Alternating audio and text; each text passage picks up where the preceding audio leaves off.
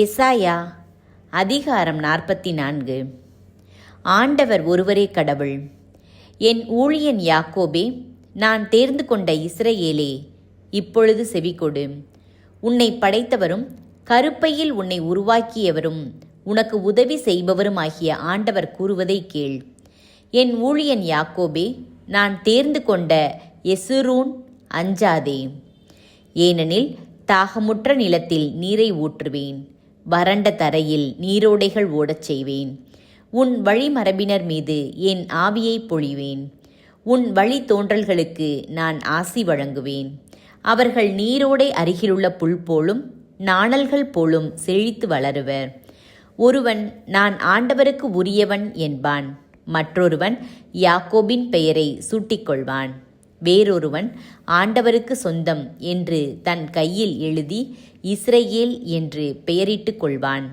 இஸ்ரவேலில் அரசரும் அதன் மீட்பரும் படைகளின் ஆண்டவருமான ஆண்டவர் கூறுவது இதுவே: தொடக்கமும் நானே, முடிவும் நானே.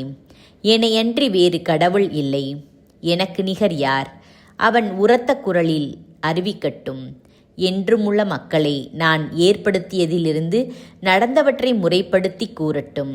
இனி நடக்கவிருப்பன பற்றியும் நிகழப்போவன பற்றியும் முன்னுரைக்கட்டும். நீங்கள் கலங்காதீர்கள், அஞ்சாதீர்கள்.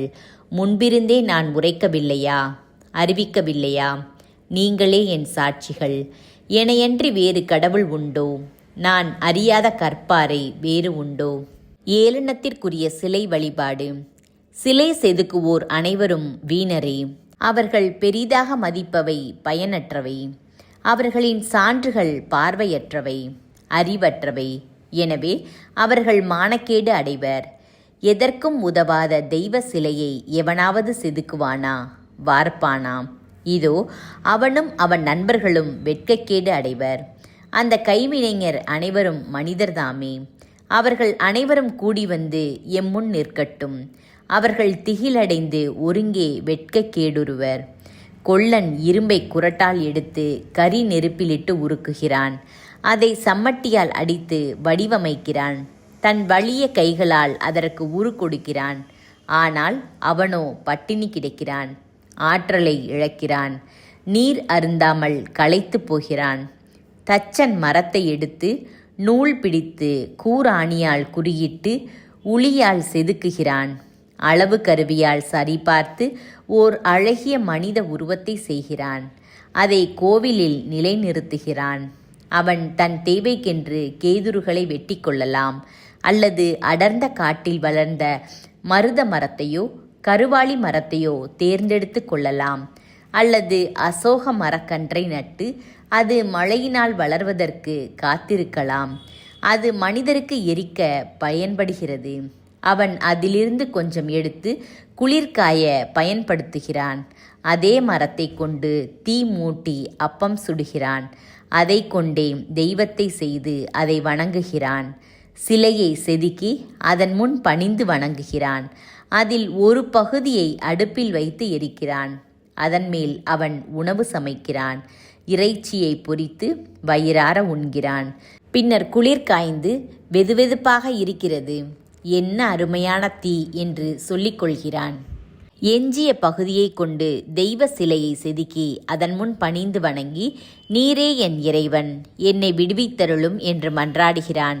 அவர்கள் அறிவற்றவர், விவேகமற்றவர், காணாதவாறு கண்களையும் உணராதவாறு உள்ளத்தையும் அடைத்து கொண்டனர். அவர்கள் சிந்தையில் மாற்றமில்லை, அவர்களுக்கு அறிவும் இல்லை. அதில் ஒரு பகுதியை அடுப்பில் இட்டு எரித்தேன். அதன் நெருப்பு தணலில் அப்பம் சுட்டேன். இறைச்சியை பொரித்து உண்டேன். எஞ்சிய பகுதியை கொண்டு சிலை செய்யலாமா?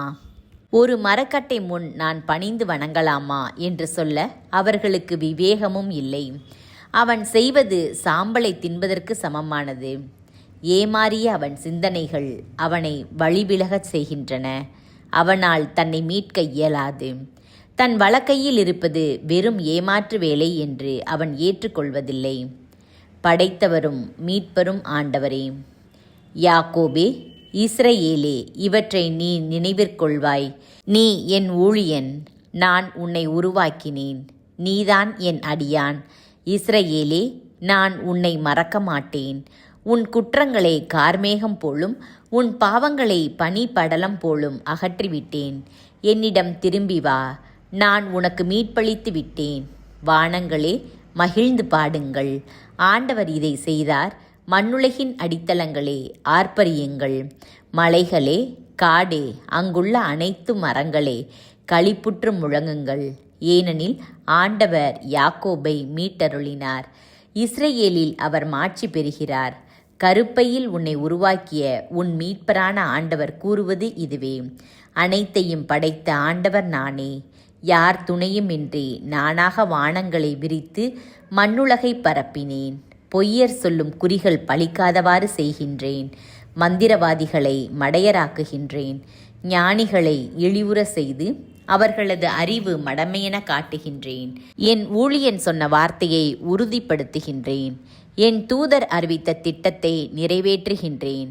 எருசலேமை நோக்கி, நீ குடியமர்த்த பெறுவாய் என்றும், யூதா நகர்களிடம், நீங்கள் கட்டியெழுப்ப பெறுவீர்கள் என்றும், இவற்றின் பாழடைந்த இடங்களை சீரமைப்பேன் என்றும் கூறுகின்றேன். ஆழ் நீர்த்தளங்களை பார்த்து வற்றிப்போ, உன் ஆறுகளை உலர்ந்த தரையாக்குவேன் என்றும் உரைக்கின்றேன்.